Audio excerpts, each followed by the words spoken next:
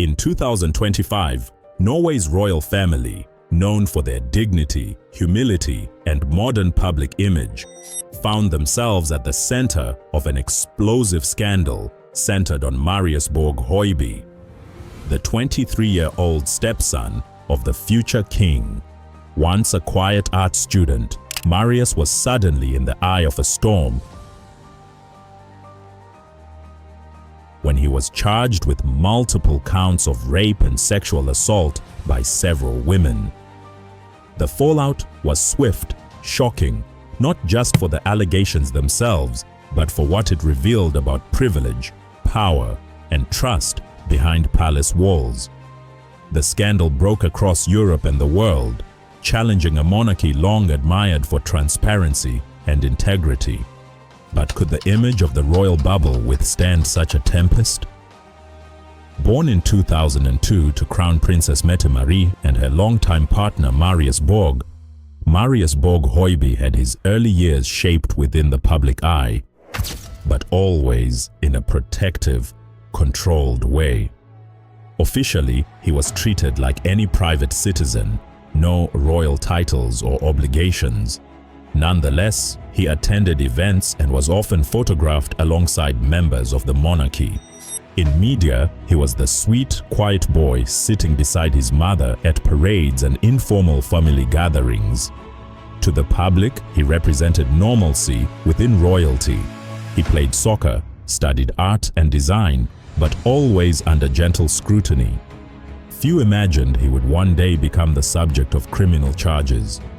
That shift came in April 2025, when local news outlets reported that Marius had been indicted on 6 counts of rape and 2 counts of sexual coercion, crimes allegedly occurring between 2021 and 2024.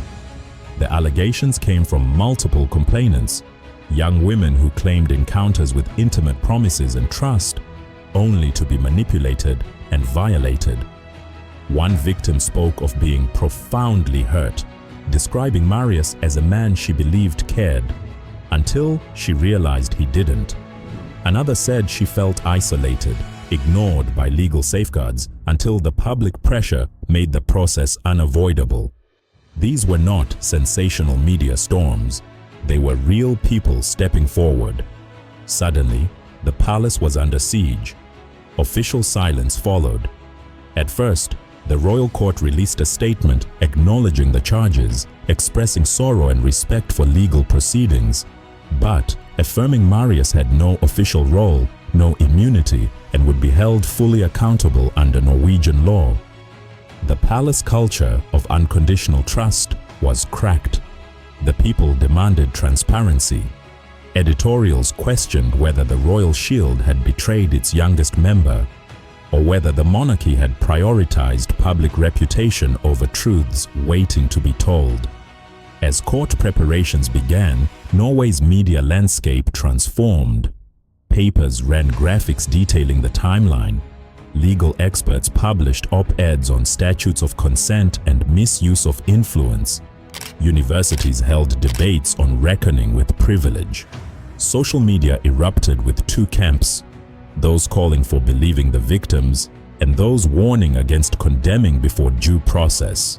It was, in many ways, a larger cultural debate, one in which the monarchy became a symbol of generational power and the value of reputations over reality. In pre-trial hearings, more chilling details surfaced. Prosecutors alleged Marius used emotional manipulation to gain intimacy. One witness said he shut her down when she sought to leave, a pressure she characterized as both emotional and coercive.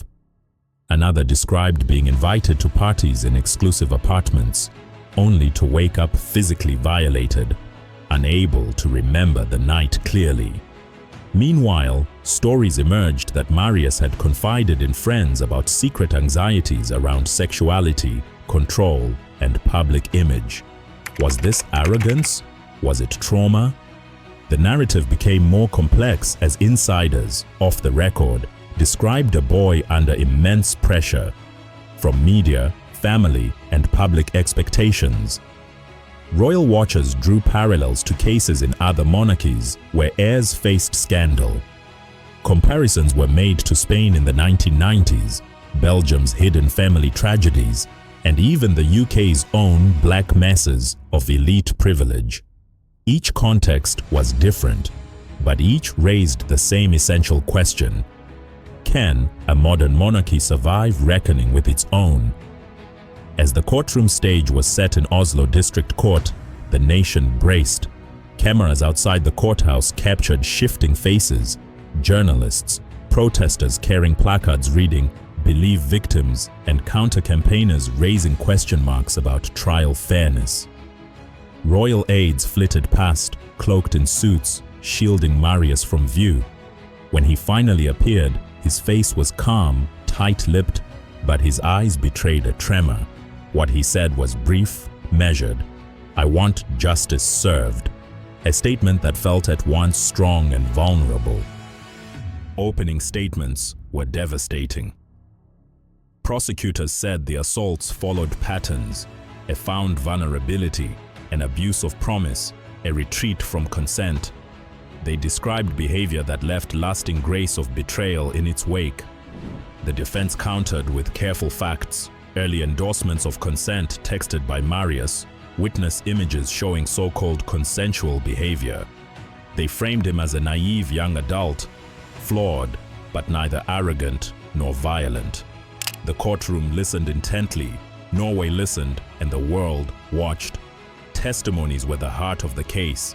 Women described nights of intoxication, streets of Oslo, invitations with gentle promises, followed by panic, pain, confusion.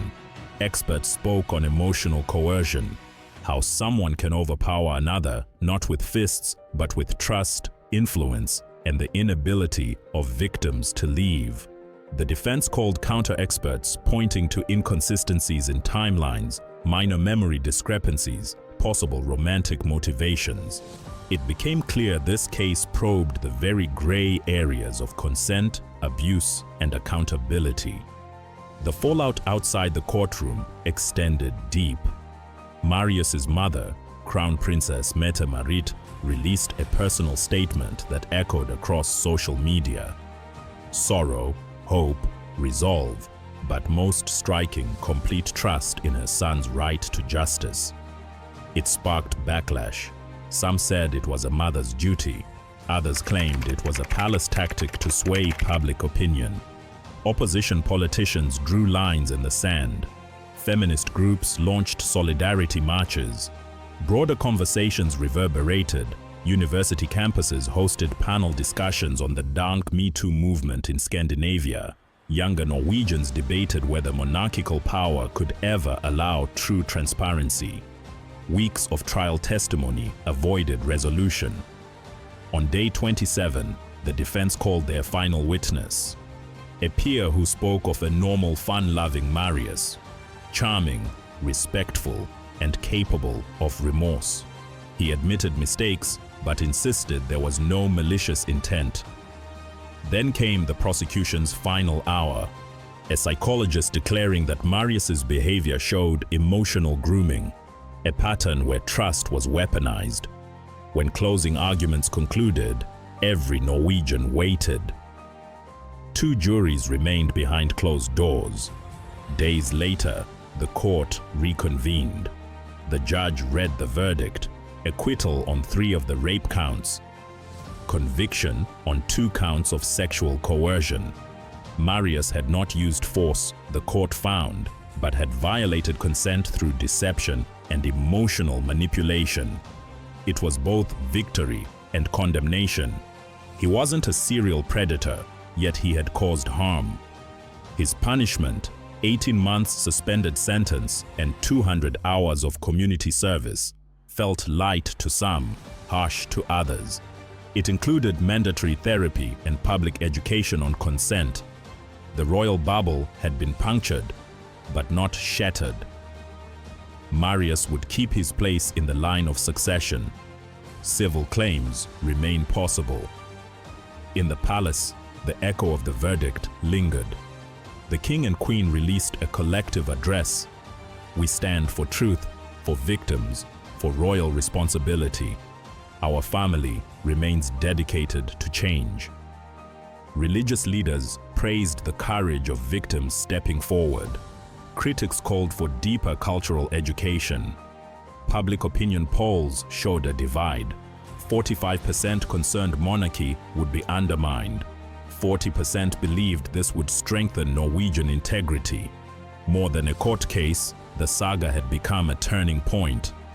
Discussions moved to legislation, debating harsher definitions of emotional coercion, digital consent training in schools, and mandatory reporting at high-profile institutions. Universities held courses on power dynamics. The government launched a national campaign, "Consent is Culture." The King's Council began a review of royal household access rules. How close was too close, and who watched the watchers? As the dust settled, Norway faced a new normal. The heir apparent's stepson had proven both vulnerable and fallible. The monarchy had demonstrated accountability. Victims felt seen, and the nation found itself, more than ever, navigating the tension between tradition, transparency, and justice. If this case made you think, subscribe for nuanced global crime storytelling.